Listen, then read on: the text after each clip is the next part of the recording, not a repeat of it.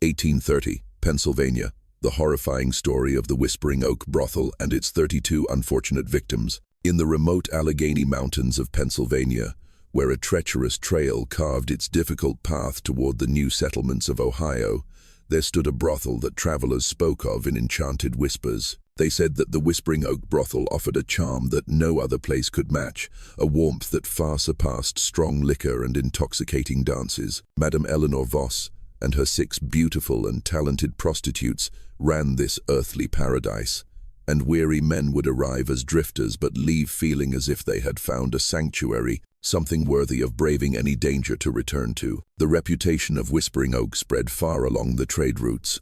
Merchants would delay important shipments just for one more night, immersed in the prostitutes' pampering. Daring hunters would willingly cross treacherous forests rather than miss the opportunity to experience the legendary reception here. And those who had set foot there often spoke of a comfort that lonely souls rarely found, a care so private, so intimate, that even the most hardened men would choke up when it was time to leave. But in the spring of 1847, something changed. Survivors began to tell frightening tales at settlements along the road. They insisted that the trail leading to the Whispering Oak had become littered with abandoned wagons and lost horses wandering aimlessly. Initially, local authorities dismissed these rumors, considering them merely the wild fears of travelers, until an alarming pattern emerged that no one could ignore. Dozens of men had vanished without a trace, and the last place anyone had seen them was on the gloomy trail leading to the inviting door of the Whispering Oak Brothel. Before we continue with the story of what truly happened in those remote Allegheny Mountains,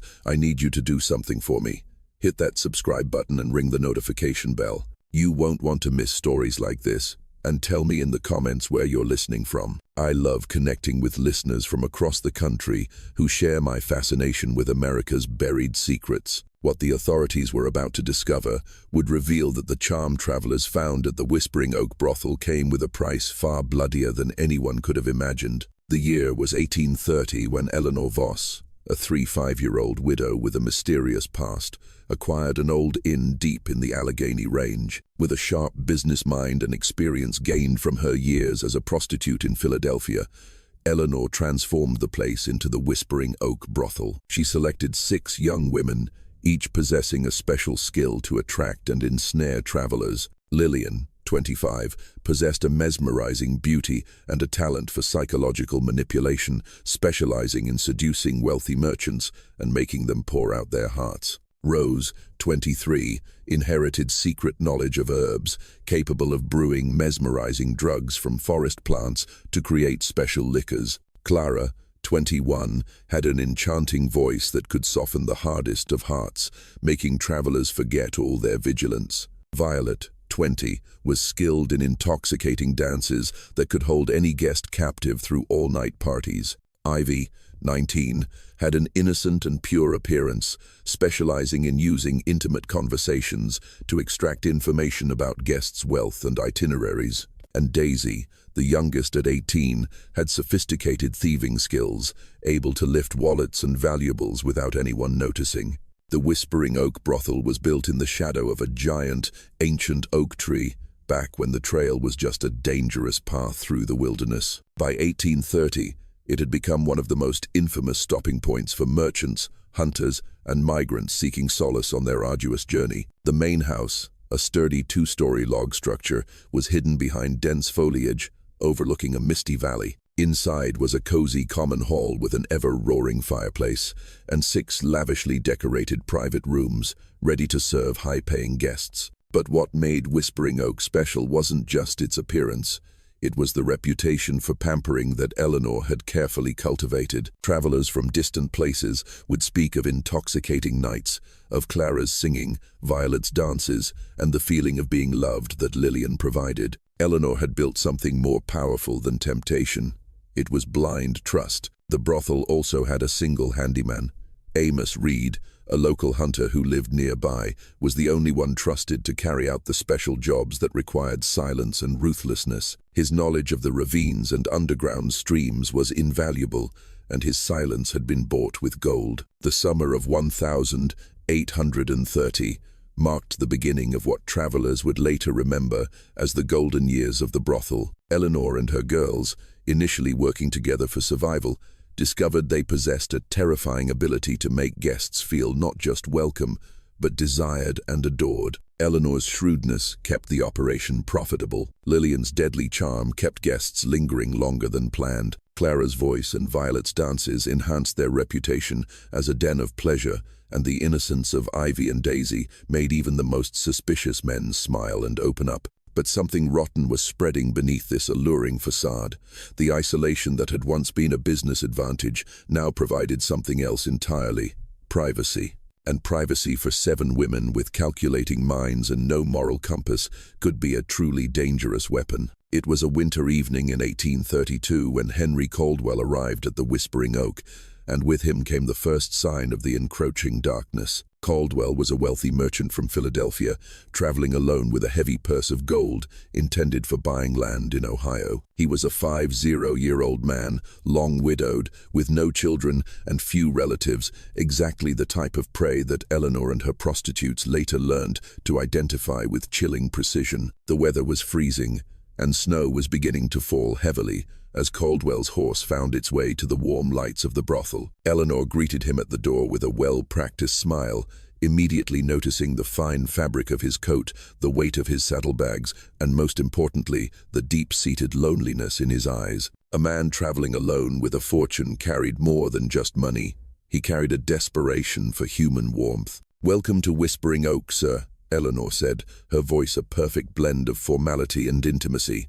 "I am Eleanor Voss, and these are my girls. We will ensure your stay here is everything you've ever dreamed of." Caldwell's eyes lit up as he took in the warm main hall, smelled the fragrant roasted meat, and saw Lillian smiling at him. This was exactly what a lonely widower needed, a place where beautiful women would treat him like a king, not just another paying customer. For the next 3 days, the prostitutes gave Caldwell an experience he had never dreamed of. Sumptuous meals, an endless flow of fine wine, Clara's voice pouring sweet words into his ear, and Violet's dances making him forget his way. But it was Lillian who gave Caldwell what he truly craved: the illusion of love. On the second night, after the other guests were drunk, Lillian found Caldwell sitting alone by the fire, his vacant eyes staring into the flames.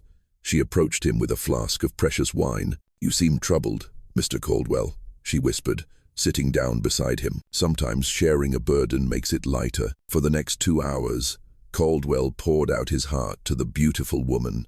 He spoke of his late wife, of his lonely years, of the empty feeling of returning to a cold house. Lillian listened with perfect empathy, occasionally touching his hand, leaning closer with elaborately feigned compassion.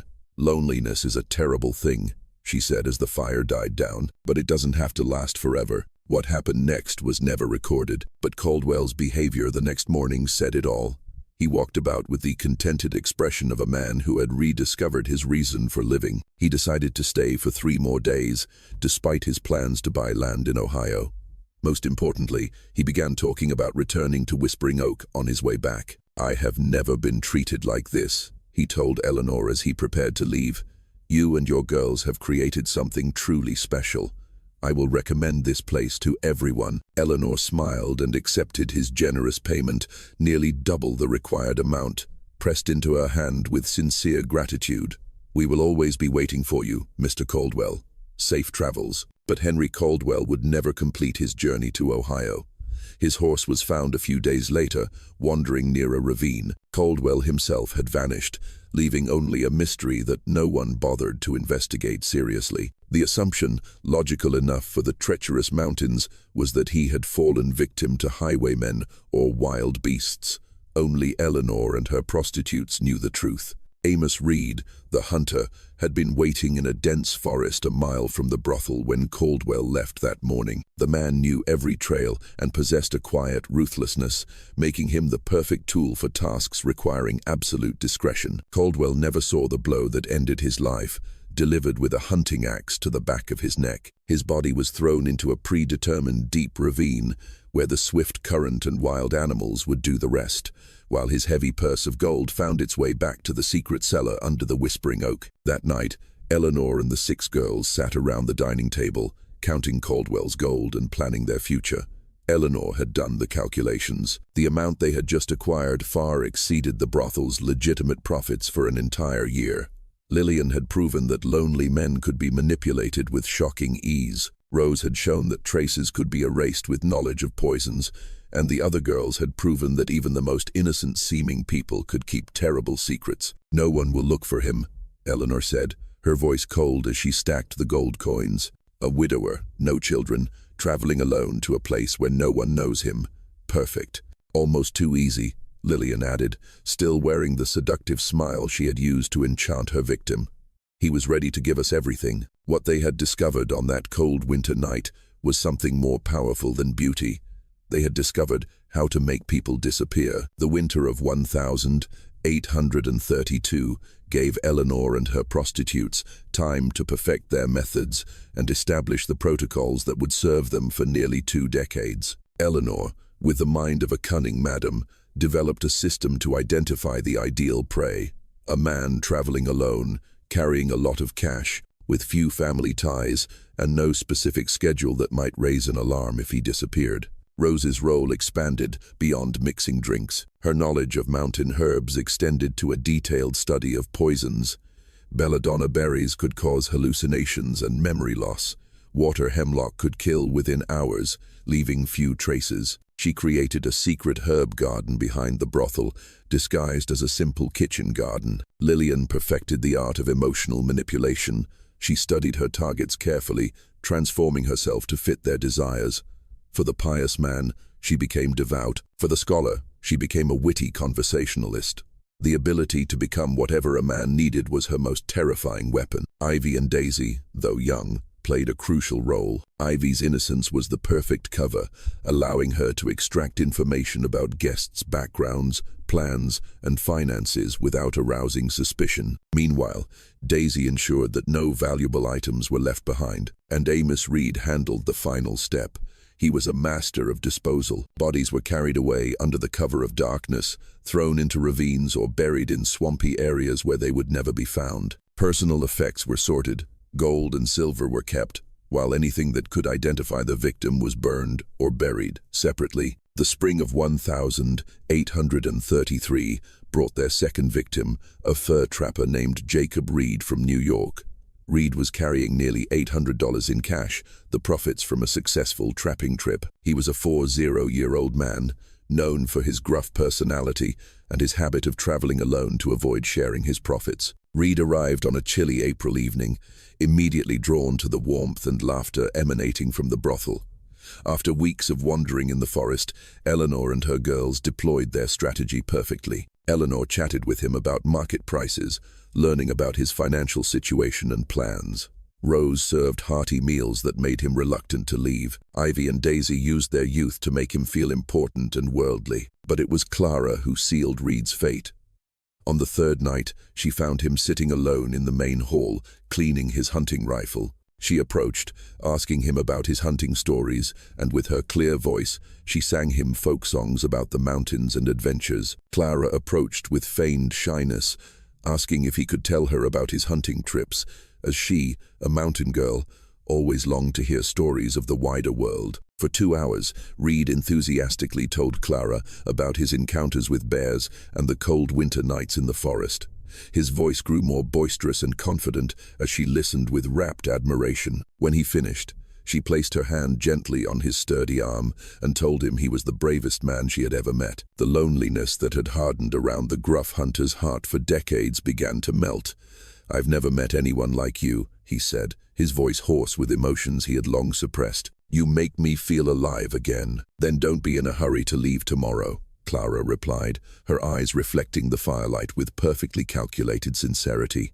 "Stay another day. Tell me more of your stories." Reed extended his stay for another week. During that time, Lillian and Clara gradually increased their intimacy, while Rose began adding small amounts of belladonna extract to his evening liquor. The symptoms began subtly: a slight headache, a feeling of lightheadedness, nothing alarming enough to cause immediate concern. Reed attributed his discomfort to drinking too much and the emotional turmoil from the unexpected attention he was receiving. On his final night at the Whispering Oak, Lillian invited Reed to a private dinner in her room. Rose had prepared his favorite roast meat, along with a bottle of strong liquor, laced with a carefully calculated dose of water hemlock extract. As Reed sat opposite Lillian in the intimate candlelight, sharing his dreams of a settled life with the woman he believed would be his, he had no idea he was on the verge of death. The poison worked exactly as Rose had predicted. Reed's death appeared to be a sudden stroke, brought on by excessive drinking and excitement. His body was discovered the next morning in Lillian's bed,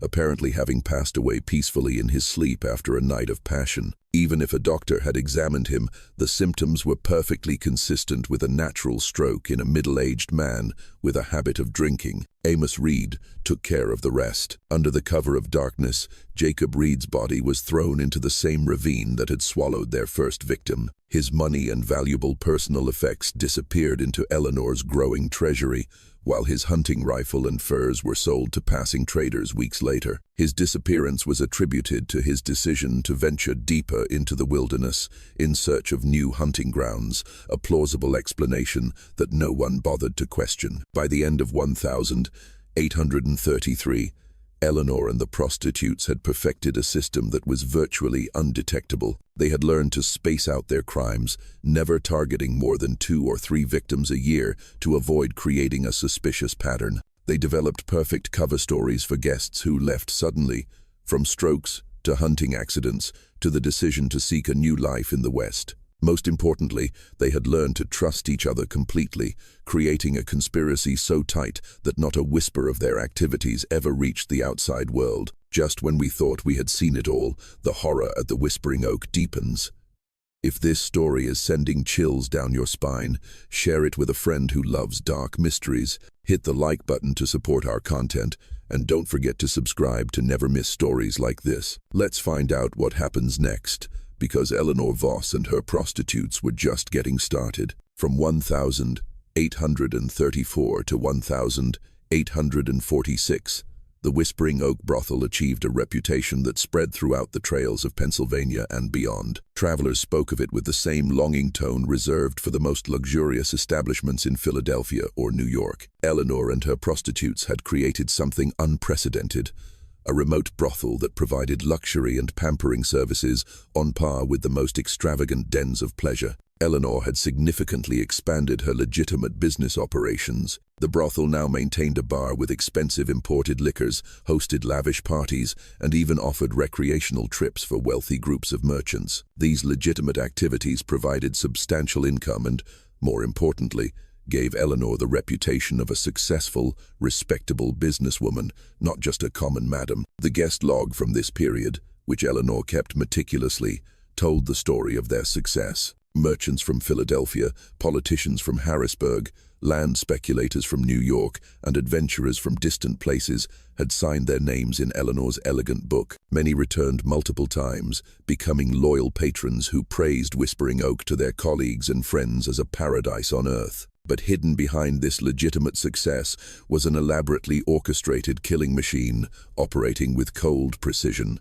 Eleanor and her prostitutes had refined their victim selection into an exact science. Lillian had developed an almost supernatural ability to identify the men who would never be missed, the loners, the outcasts, those carrying secrets that made them flee from relationships. Rose's knowledge of poisons had expanded to include dozens of plant and mushroom toxins, each with different symptoms and onset times, easily disguised as illness. Ivy had learned to extract the most detailed personal information from guests through innocent conversations, and Eleanor coordinated it all with the precision of a military campaign. During these years, they murdered approximately 32 victims.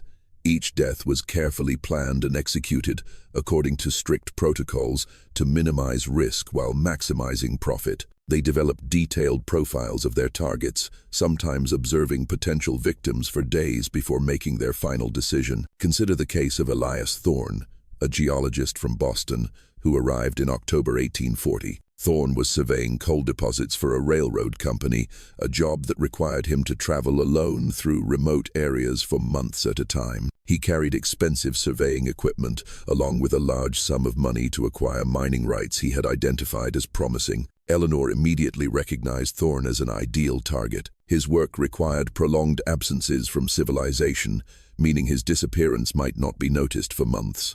His surveying activities provided a perfect cover story. He could easily have fallen victim to a landslide, a fall from a cliff, or any number of natural hazards while working alone in treacherous territory. Most importantly, Thorne's somewhat dry and work-focused personality meant he had very few close friends who would put in the effort to investigate if he failed to return. Eleanor and her prostitutes began their campaign immediately. Rose prepared sumptuous meals with dishes she knew would appeal to a man from the city, creating a sense of luxury in the midst of the wilderness. Clara and Violet engaged him in conversations about his survey work, expressing admiration for his scientific knowledge and making him feel valued. Eleanor discussed the economic potential of the land, positioning herself as a local expert who could help him identify lucrative investment opportunities. But it was Lillian who delivered the blow that sealed Thorne's fate. She approached him not as a common prostitute, but as a kindred spirit, an intelligent woman who was also fascinated by the mysteries of the earth. She revealed a surprising knowledge of geology and minerals, knowledge she had actually gleaned from previous victims. She accompanied him on short survey trips around the area, demonstrating an intelligence and interest that Thorne found irresistible. "I have never met a woman who understands rocks and earth like you do," Thorne told her during one trip, his professional reserve finally breaking. "Most people only see trees and mud, but you see the structure and the history beneath." "I have lived here my whole life," Lillian replied, stepping closer to him as they stood on a rocky outcrop overlooking the valley. "These mountains have taught me things that books never could. Things about formation, about erosion, and about the treasures hidden within." Thorne extended his planned 3-day stay to 2 weeks, ostensibly to conduct a more thorough survey, but in reality because he had become completely enchanted by Lillian. During this time, Rose gradually introduced a toxin extracted from mushrooms into his food, creating symptoms that mimicked typhoid fever, a real danger in remote areas. The poison Rose used was her own special creation. It caused slow liver and kidney failure over several days. The symptoms perfectly matched those of typhoid, and even an experienced doctor would have found it difficult to distinguish between them. Thorne's death appeared to be a tragic accident due to illness, a completely foreseeable occupational hazard. His surveying equipment was sold to a merchant in a distant town, while his detailed maps became part of Eleanor's growing collection of information about the region's resources. His body, disposed of by Amos Reed, joined the others at the bottom of the deep ravine, while his name was recorded as another victim of disease on the frontier. The brilliance of Eleanor's operation lay not just in their killing methods, but in their ability to maintain an illusion of respectability. She attended church services in the nearby settlement, contributed generously to community causes, and maintained good relationships with influential families. Eleanor served on the local trade council, while Rose often provided medicinal herbs to neighboring farms. The other girls participated in social events, bringing together families in the region. This community involvement served multiple purposes. It provided them with alibis and character witnesses.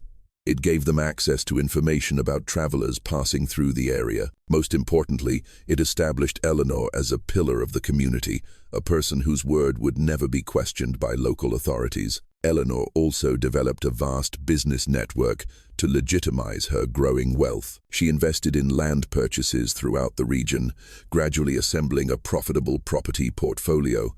She loaned money to local merchants and farm owners, earning both interest and influence in the community.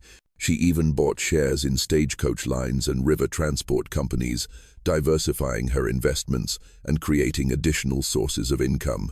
By 1846, Eleanor Voss and the Whispering Oak Brothel had become a force in western Pennsylvania. Her success story was held up as an example of what a determined woman could achieve, even in the challenging frontier environment. Local newspapers sometimes ran articles praising the businesswoman Eleanor Voss, who had built a thriving business empire from a rundown old inn. But beneath that facade of legitimate success lay the carefully concealed secrets of more than 30 men who had made the fatal mistake of accepting the prostitute's charms. Each death had added to their wealth and perfected their methods, creating a cycle of murder and profit that seemed impossible to stop or detect. The isolation that had initially protected them from discovery now provided something even more valuable: the perfect environment for their predatory activities. The Whispering Oak had become a spider's web, beautiful and inviting on the surface, but deadly to anyone who became entangled in its threads. The beginning of the end came not from law enforcement or suspicious relatives,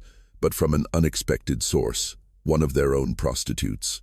Daisy, the youngest prostitute, had become increasingly unstable. The years of participating in the crimes had taken a heavy psychological toll. She began to be haunted by nightmares. Night after night, she dreamed of the victims' faces, standing under the ancient oak tree, looking at her with silent but judgmental eyes. Her inner turmoil led Daisy to seek solace in alcohol. But alcohol brought its own problems: paranoia, mood swings, and a tendency to talk loosely, making her increasingly dangerous to the entire operation. The crisis began on an autumn night in 1846. Daisy, in a drunken state, sought out Lillian, whom she looked up to as an older sister. "I can't do this anymore," Daisy whispered, her voice trembling with alcohol and fear. "I see their faces every night. Every time I close my eyes, they're standing there, under the oak tree, looking at me. Dozens of them, Lillian. Dozens of souls crying out." Lillian maintained her cold composure, but her mind raced as she calculated the threat Daisy now represented. The girl knew too much. She could provide the authorities with descriptions of the victims, the murder methods, and testimony that would send them all to the gallows. "You're drunk, Daisy," Lillian said softly, moving closer and putting an arm around her younger sister with feigned concern.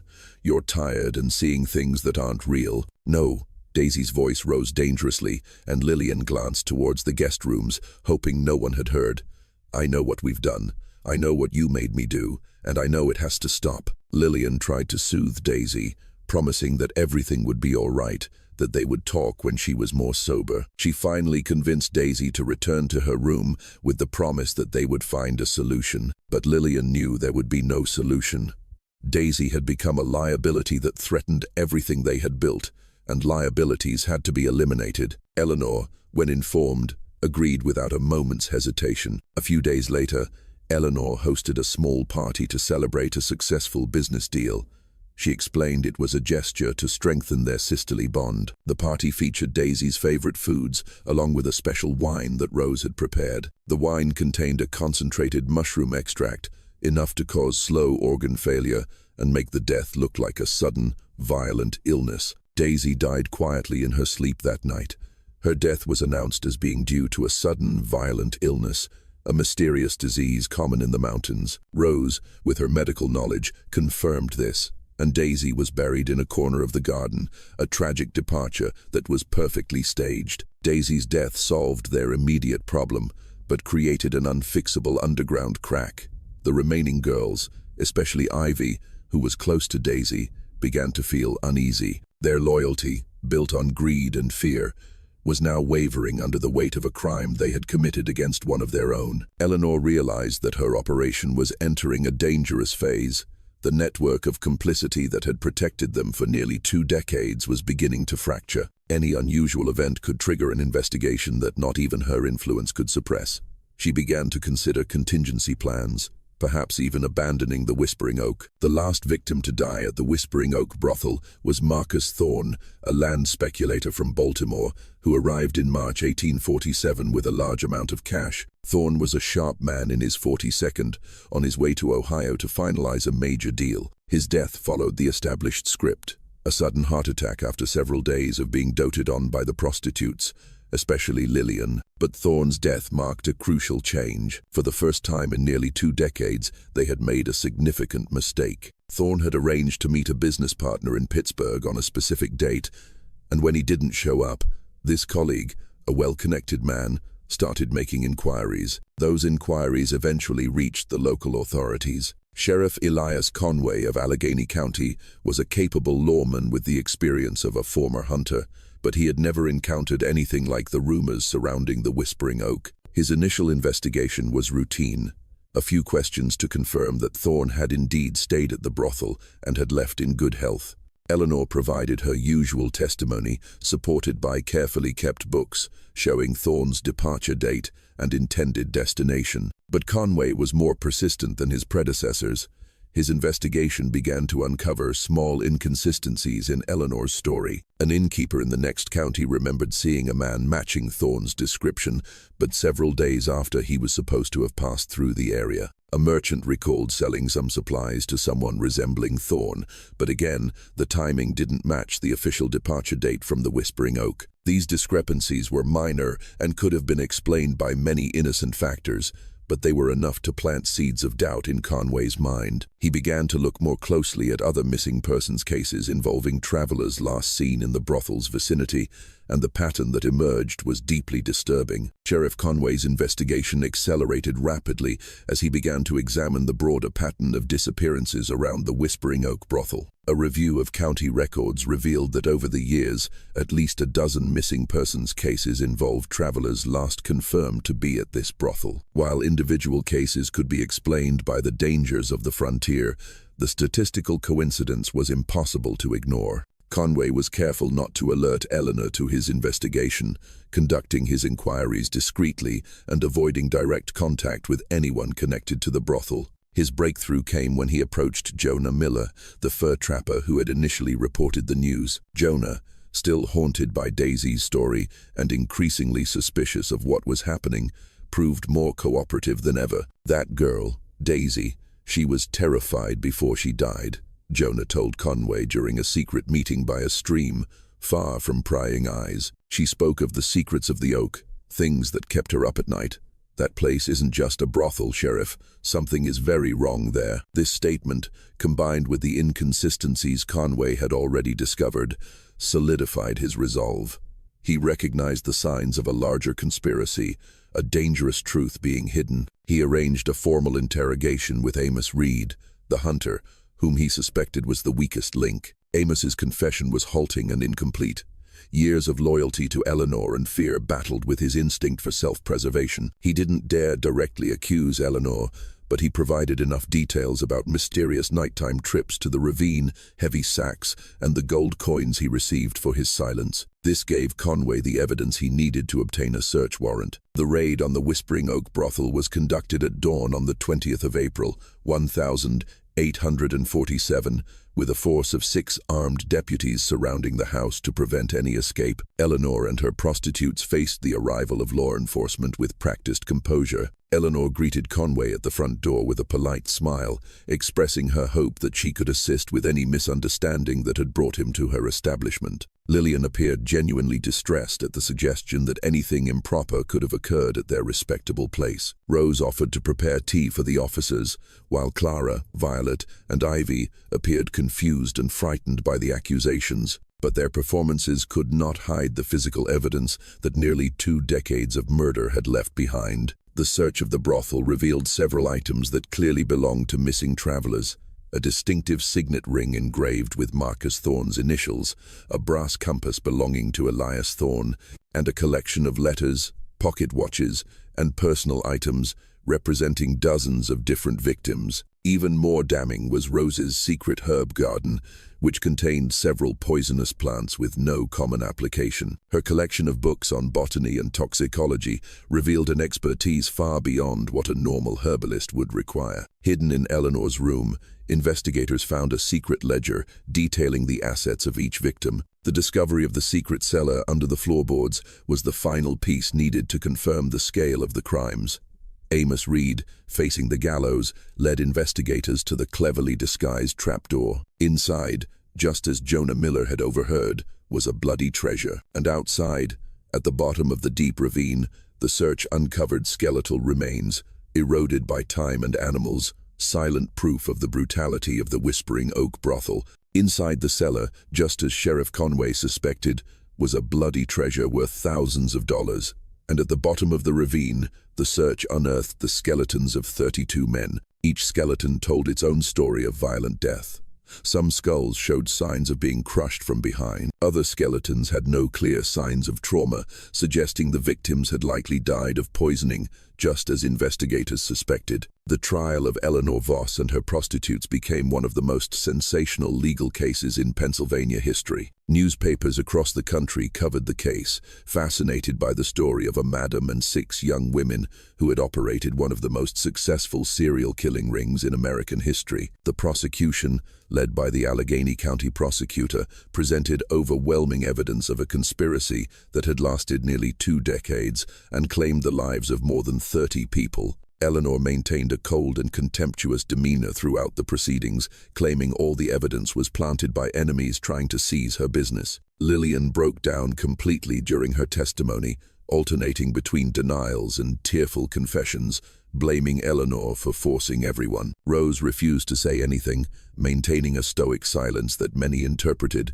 as an admission of guilt. Clara, Violet, and Ivy, the younger and more sympathetic defendants, claimed to have been coerced by Eleanor and Lillian, begging for mercy from the court. Daisy's confession, recorded before her death, was read in court, becoming the most damning piece of evidence. The defense strategy focused on the isolation and vulnerability of young women trying to survive in a harsh frontier environment. Their lawyer argued that they had been driven to desperate measures by circumstance and Eleanor's manipulation, but the overwhelming evidence and the shocking scale of the crimes made any sympathy difficult to sustain. The jury deliberated for less than a day before returning guilty verdicts for all the living defendants on multiple counts of first-degree murder. The sentencing was swift and final. Eleanor Voss, Lillian, Rose, Clara, Violet, and Ivy were all sentenced to hang.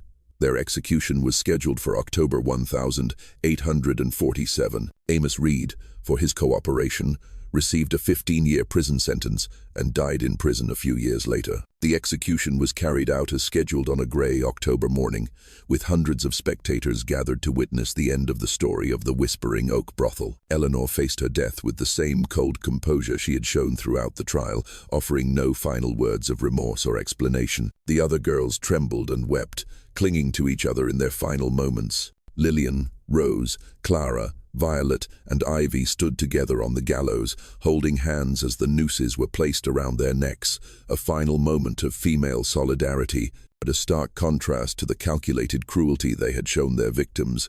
Jonah Miller, the fur trapper who had bravely reported them, disappeared shortly after the trial ended.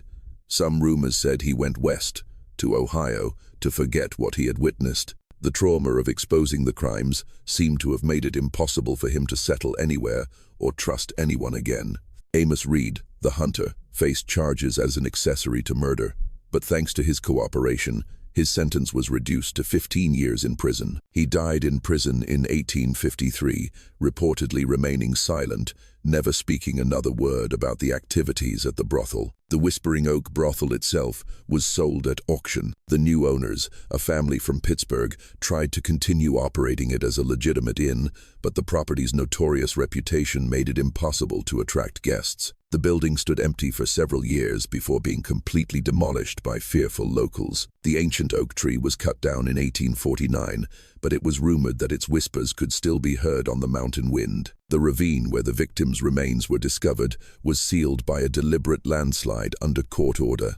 A simple stone marker was erected nearby to commemorate the 32 men who died at the Whispering Oak Brothel. The plaque, which local historical societies say still exists today, bears only the inscription, "Here lie unknown travelers, 1832 to 1847. May they find in death the peace that was denied to them in life." The case had far-reaching implications for the regulation of inns and entertainment establishments throughout Pennsylvania and neighboring states. New laws were enacted, requiring more detailed guest registration procedures, mandatory reporting of guest deaths to local authorities, and regular inspections of establishments serving travelers. The Whispering Oak laws, as they came to be known, helped tighten security for those traveling on desolate routes. Perhaps most importantly, the case of the Whispering Oak Brothel became a cautionary tale about the dangers of isolation and the potential for evil to flourish in places far from the oversight of civilized society. Criminal investigators began to pay more attention to patterns of disappearances around remote establishments,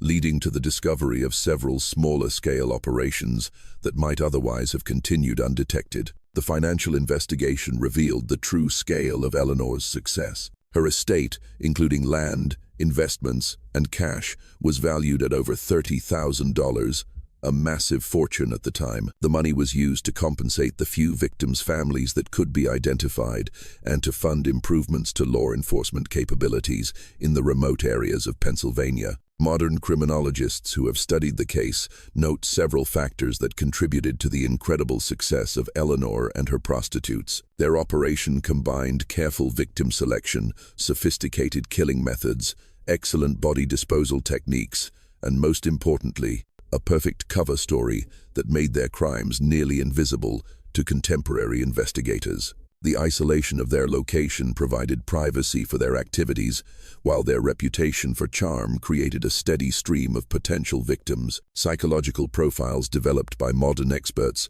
suggest that Eleanor was the main architect of the operation, possessing the traits of a psychopath with the organizational skills necessary to plan and execute such a complex criminal enterprise. Lillian likely suffered from borderline personality disorder, making her capable of forming intense but ultimately meaningless and predatory emotional connections with victims. Rose's expertise with poisons suggests a fascination with death and control that was almost sadistic. The roles of the other girls remain ambiguous. Whether they were willing participants or coerced accomplices may never be definitively determined. What makes the case of the Whispering Oak brothel particularly chilling is how easily it could have continued indefinitely. If Daisy hadn't had a psychological breakdown and confessed in her drunken state, or if Sheriff Conway had been less persistent in his investigation, Eleanor and her prostitutes might have continued their activities for decades longer. The randomness of their ultimate discovery serves as a reminder that many historical crimes may have gone completely undetected, their perpetrators taking their secrets to unmarked graves. The story of the Whispering Oak brothel also highlights the vulnerability of travelers in that era. When communication was slow and transportation was dangerous, a man could disappear between two towns and not be missed for months, if at all. Eleanor exploited this vulnerability with ruthless efficiency, turning the entertainment industry itself into a weapon against the lonely and isolated. Local folklore in western Pennsylvania has preserved distorted versions of the brothel story for generations. Some tales portray the prostitutes as victims of circumstance, others transform them into seductive phantoms, luring victims through magical means rather than simple manipulation. The truth, as revealed by court records, is both more mundane and more terrifying than any ghost story. The actual location of the brothel became a source of local superstition well into the 20th century. Hunters and hikers reported finding unusual artifacts in the area: old buttons, scraps of cloth, rusted metal objects that might have once belonged to the victims. Whether these discoveries were genuine relics or simply the products of imaginations influenced by the location's notorious history remains unknown. The Whispering Oak case file, housed in the Pennsylvania State Archives, continues to attract researchers and amateur historians fascinated by one of America's most successful serial killing operations. Eleanor's detailed records, combined with Rose's notes on poisons and the physical evidence recovered from the property, provide an unusually complete picture of how such crimes were planned and executed in the 19th century. This mystery shows us how easily evil can hide behind a facade of charm, and how isolation can provide the perfect cover for the most heinous crimes. The story of the Whispering Oak brothel is a reminder that monsters don't always look like monsters. Sometimes they look like beautiful women, offering weary travelers exactly what they desire most. What do you think of this story? Do you believe everything was revealed, or might there be more secrets buried in those Allegheny mountains? Leave your comment below and tell me what you think really happened at the Whispering Oak brothel. If you enjoyed this tale and want more horror stories like this, subscribe, hit the notification bell, and share with someone who loves mysteries. The past is full of dark secrets waiting to be uncovered, and I'll be here to help you discover them. See you in the next story.